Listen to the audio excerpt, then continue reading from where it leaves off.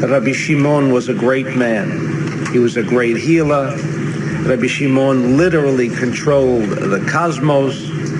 And so everybody is going there, not so much as to celebrate the death anniversary of Rabbi Shimon, but actually maybe to draw some energy. Maybe that they can tap Rabbi Shimon. Maybe that's the reason he's there. In fact, the Mekubalim, including the Ari, felt that the reason he went there and spent 3 days, Ritzufim, one day after following the other, for the only purpose to draw energy. Why is the death anniversary so important? Because we know that a tzaddik, a righteous person, earns the title tzaddik because he has literally come to that road whereby he is in total control of his own destiny, totally control over the cosmos. Nothing can affect a tzaddik in this world. The problem that all of us face, if we have problems, and unfortunately I guess most of us do, is that we are limited. We don't know how to control certain things that happen. Being on the road, an earthquake, certain factors that we have no control over causes problems, despair, disorder. It is only because we are not in control. We think we're in control, but Einstein said we're not in control. We only use 5%. 5%. We're not in control. The tzaddik was in total control. Now, when he passes on in a particular day, like tonight, Rabbi Lazar, it means that on this night, because that's the end and final control of the body has taken place.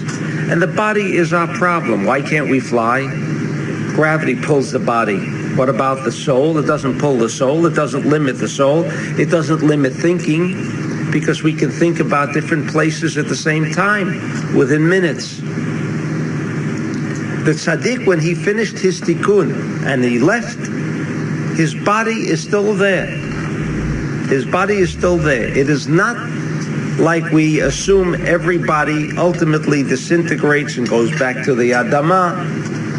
No. A tzaddik's body is there as it was during the time that he was alive. Therefore, because we are mortal, we are physical human beings, it is easy to connect with a tzaddik because he is corporeal, he is in a guf, and so are we. And on this particular night of Rabbi Lazar, he completely controlled everything, and that's why he left, because there was nothing more for him to accomplish. He accomplished the end. The end meaning total control over limitation.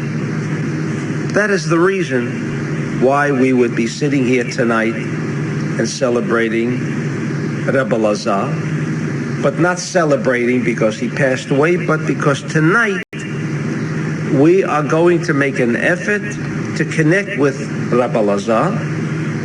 And if we can connect with Rabbi Lazar, we shall be tapping energies, koach that we need.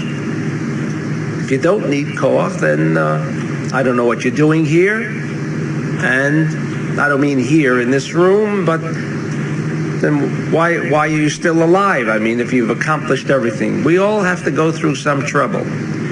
Now, to overcome these troubles, whatever they are, this is one area by which we can tap this kind of energy that we need. It is strange that this weekly portion is Ha'azinu. Ha'azinu. It is the last to the final parasha of the Torah. The description, or as it is known, the Idrazuta, the small assembly, is found in the Zohar in Parashat Ha'azinu, meaning when Rabbi Shimon passed out of this world, the description on how he left is described in Parashat Ha'azinu. In addition, the Idrazuta also is included in Parashat Ha'azinu, although it seems that there is no relationship between Parashat Ha'azinu and the Idrazuta. But at the end of Ha'azinu, and we shall read it,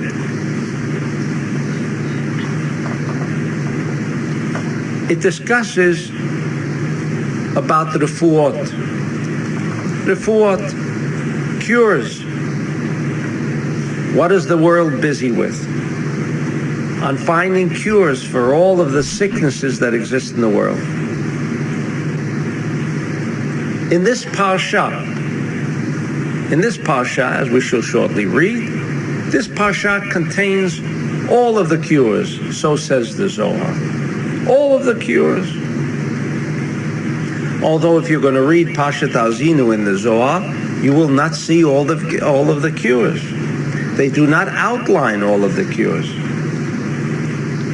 So, what connection is it with Parshat Ha'azinu? A question that I hope we'll be able to achieve an answer. But I want to bring Rabbi Lazar to this table tonight, and we can do that because Rabbi Lazar is not governed, although he is in Maron, he is not governed by time, space, and motion like most of us. He can travel here and he can be in Maron at the same time. There's no problem. And so we want to bring him here, and the way we know that we can bring him here best is by mentioning something of the Zohar, which is the strongest connection to anything, I say anything, and also mentioning Rabbi Lazar. And here it is discussing when Rabbi Shimon went out of this world.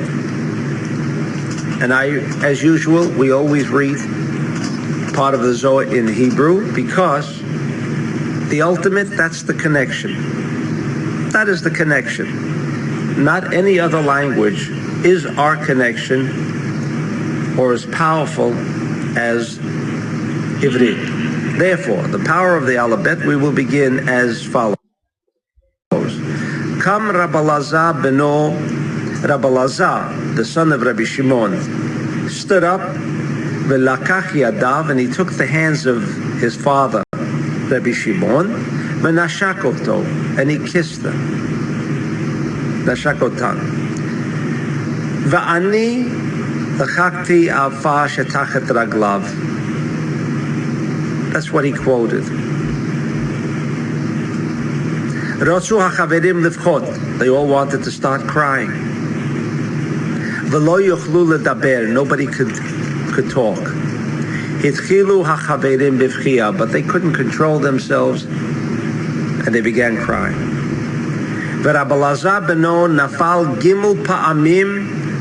He fell down 3 times. V'lo yachol livtoach piv. And he couldn't open up his mouth. He was making the connection. Achar kach patach ve'amar. He opened up his mouth and he began by saying, Avi, Avi, my father, my father. Gimel hayu. There were 3. V'chazru l'sha'er echad. And from these 3 now remain only 1. Dahainu. Gimel gedolim hayu ba'aretz. There were 3 great men in the land of Israel. Shehem Rabbi Lazar, v'aviv Rabbi Shimon, and his father Rabbi Shimon bar Yojai, v'zikno Rabbi Pinchas ben Yair, and the grandfather of Rabbi Lazar, the father of the wife of Rabbi Shimon bar Yojai. V'ata nishar Rabbi Lazar yatom, and now he is remaining an orphan, mizikno, from his grandfather, u'me Rabbi Shimon bar Yojai aviv. V'nishar echad ba'olam, and now there is only one person remaining in the world. Does that seem to be an individual with a great deal of ego? I mean, if he wanted to say Rabbi Pinchas ben Yair was a great man and Rabbi Shimon bar Yochai was a great man, okay. But that he himself now says, now there is only one left. Me. Kam Rabbi Chia al Raglav ve'amar. Rabbi Chia, who was present.